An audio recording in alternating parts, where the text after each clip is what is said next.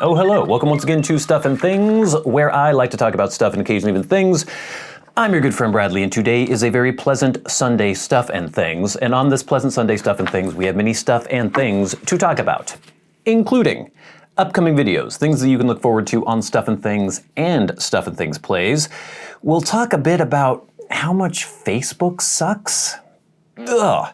Have to mention the Seahawks, the fact that they are doing so well and it's been such a fun surprise.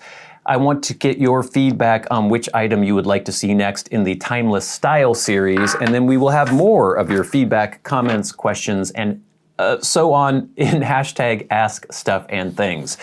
So, let's get going, if I can talk properly. Okay, gang. Upcoming videos, things that you can look forward to on Stuff and Things and Stuff and Things Plays. There was supposed to be a first impressions video this week on Wednesday, and it was going to be the first impressions video for Maltese Falcon by Pease.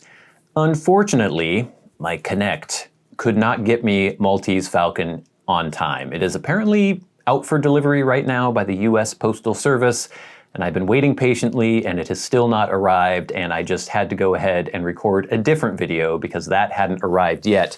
And what I did record was a video on this, Sutliff Eastfarthing.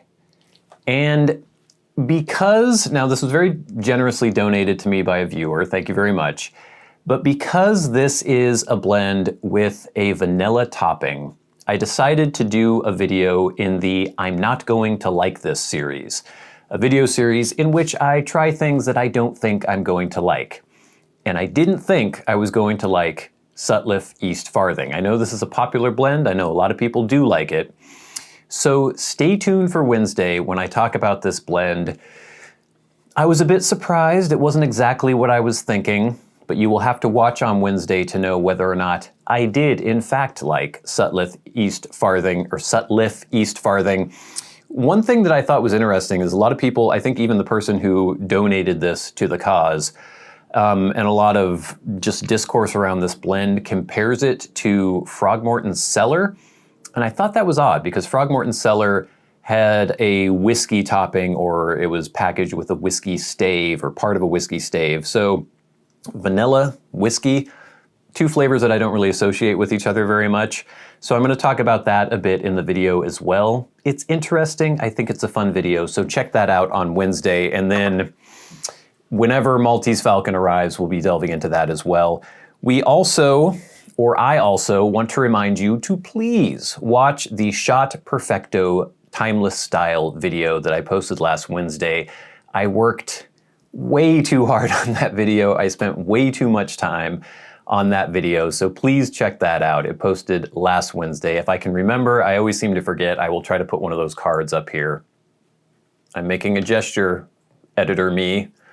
Notice this in the future and put a card up there for the Shot Perfecto video. And then of course, every Monday, Wednesday, and Saturday on Stuff and Things Plays, you can watch Kevin the Kurt's adventures in Elden Ring.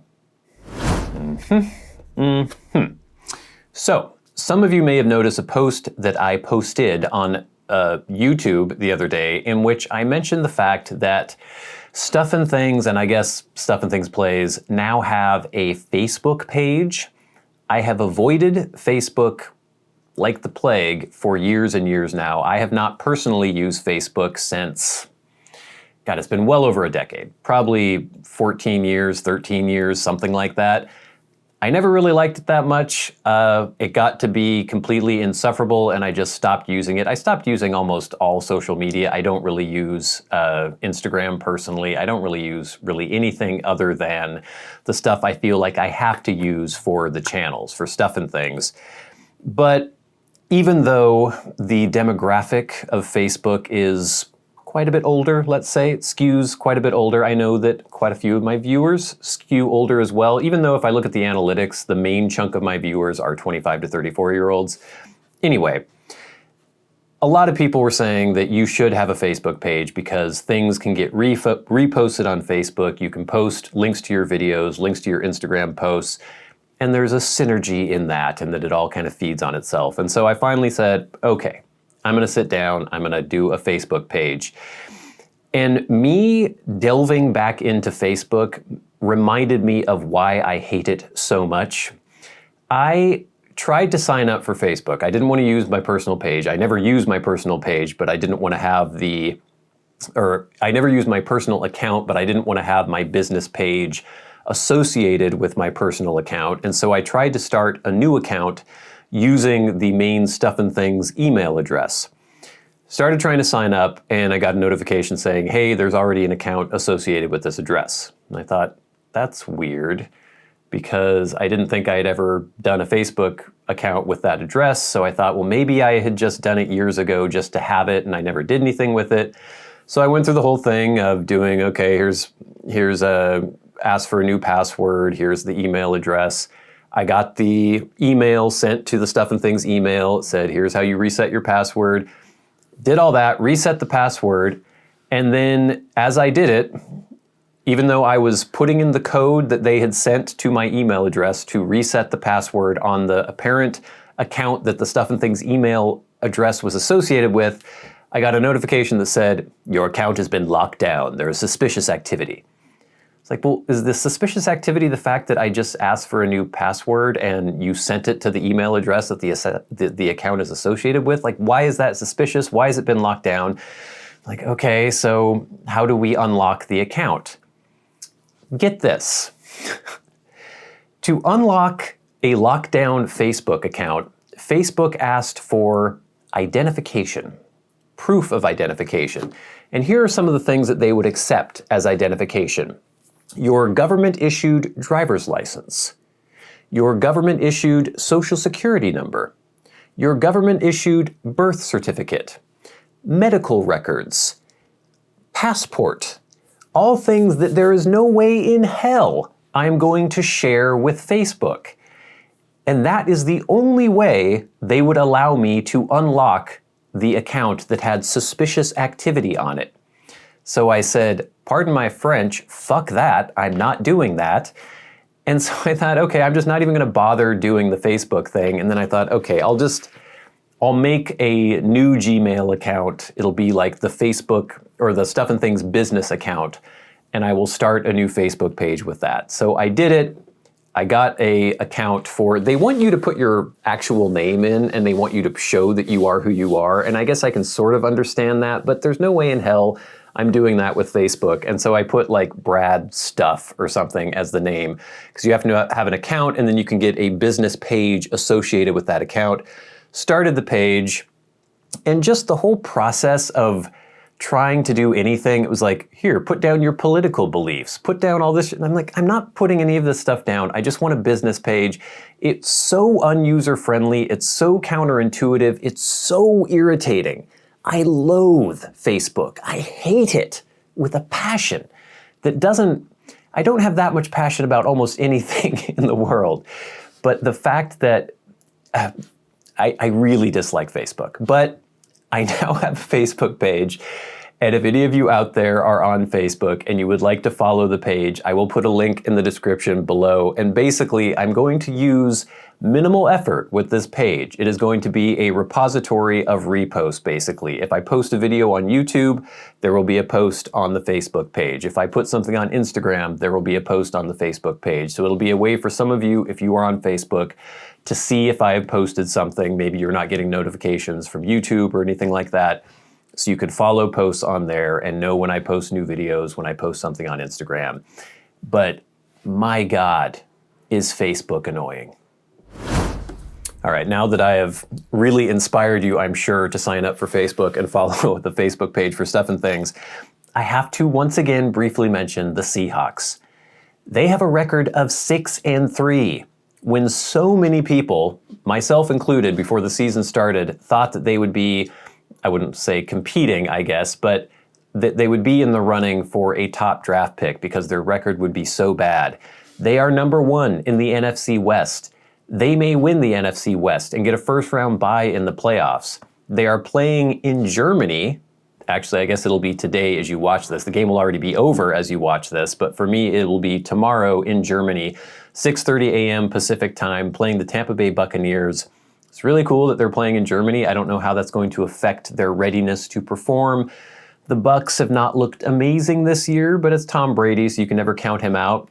But if they beat the Bucs and go to 7-3, I mean, it's crazy. It's absolutely crazy. I'm so enjoying this season. I'm having so much fun. When there were no expectations, and then they just became this really fun, cool story, it's really been a lot more enjoyable than in past seasons where they were expected to do really well, and they always did okay, but they never were able to kind of cross the hump or get over the hump.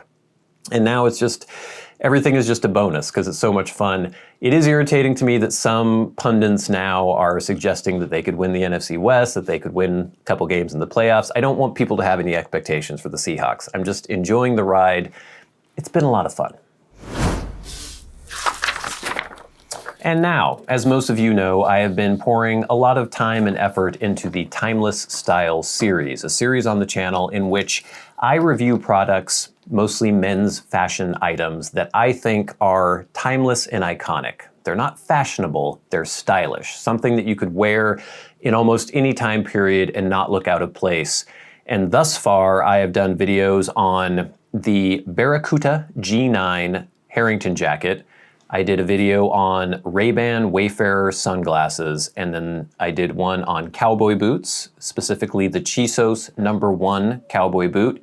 And the last video I did was on the Shot Perfecto leather motorcycle jacket. I'm trying to put more effort into these videos, trying to get a higher production quality. I'm taking a lot more time with them, and I would really love it if you would check out this series. There's a playlist on Stuff and Things of just those videos. And a lot of people have had good suggestions for other items that I should include in this series. I've mentioned this before on the channel. I had one, this is from Twitter, from Soul Smoke, @SoulSmoke. They say, and that's Seoul as in Korea, "My good friend Bradley, I just watched Iconic Timeless Style," and then they have a colon, and then say Chuck Taylor high tops. And I'm sure most of you know Chuck's Converse All-Stars. I definitely considered that. They are very timeless, they're iconic, they've been around for a very long time. I don't currently own a pair of Chuck Taylors, and I don't know that I need a new pair of shoes, but that's definitely something that I would consider if enough people would like to see those on the Timeless Style series. I'll have to just go out and buy some at some point, because I don't think Converse is gonna send me any. But I'm really curious to know what else you guys would like to see. I have in my possession currently a vintage Navy pea coat from 1966, and it's an officer's pea coat. It's really nice. So I was thinking about the Navy pea coat. That is a definite, very timeless, iconic piece of men's fashion or men's style. I have a Gloverall duffel coat, which is very, very iconic and timeless.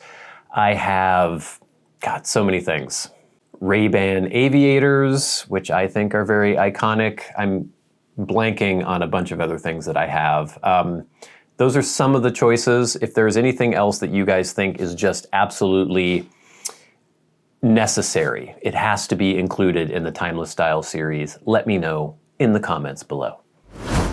But now it is time for hashtag #AskStuffandThings. Remember, if you have a question for me and you would like it answered on the Sunday Stuff and Things, tweet at @SATBradley with the hashtag #AskStuffandThings, and I will do my best to answer you on the next Sunday Stuff and Things.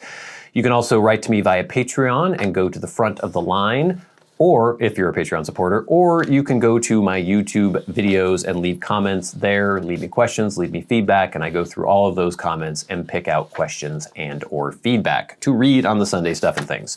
So first, we have some feedback from last week's Sunday Stuff and Things. This is from Abe Sapien, and Abe says, that black and white movie moment, that black and white movie moment was spectacular.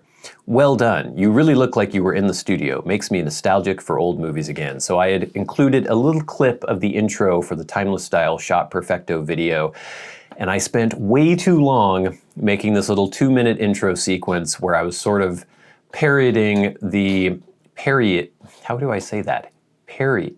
Parodying the intro for The Wild One, starring Marlon Brando, in which he wears a Shot Perfecto style leather jacket. And I spent a lot of time on it. You should check out the video, and thank you, Abe, for the compliment. Next, from Josh Stivers. They say, looking forward to the jacket review. It's already posted. And the extra effort doesn't go unnoticed. I've seen most of your content at this point. Thank you. Wow, thanks Josh. And the timeless style vids have definitely had a higher production value and that sets them apart. Also, check out Yakuza 0 if you haven't already. Might be right up your alley. Cheers. Yakuza 0 is a video game in the Yakuza series. I have not played any of those games, but I think I own several that were on the PlayStation Plus free games stuff, and I will try to play some of those eventually, maybe on the Stuff and Things Plays channel. Thank you, Josh. Next, we have some feedback from the Timeless Style Shot Perfecto video that posted last Wednesday. This is from John Stoddard. Great video. Use the jacket on my 2 trips to Sturgis. So Sturgis is a big biker bacchanalia that happens in Sturgis, South Dakota? North Dakota? One of the Dakotas every single year. Saved me during a hailstorm and some heavy rain where raindrops felt like 22 bullets being fired at you as we rode like Hell's Angels for the nearest underpass. Yeah, I've had my Perfecto out in some pretty heavy rain and it has done pretty well.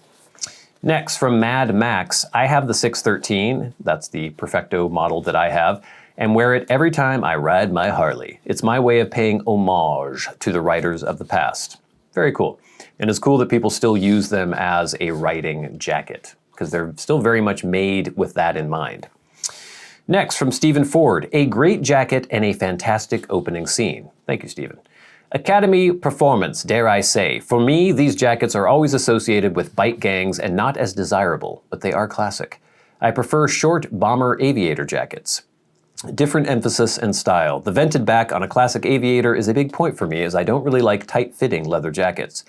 You are right about timeless style though. You can usually date a leather jacket by the style adopted, but I'm surprised to find go back 100 years to an original idea. Yeah, the first Perfecto was made in 1928. Sold for $5.50 through Harley-Davidson stores. Something has to be working in its favor here.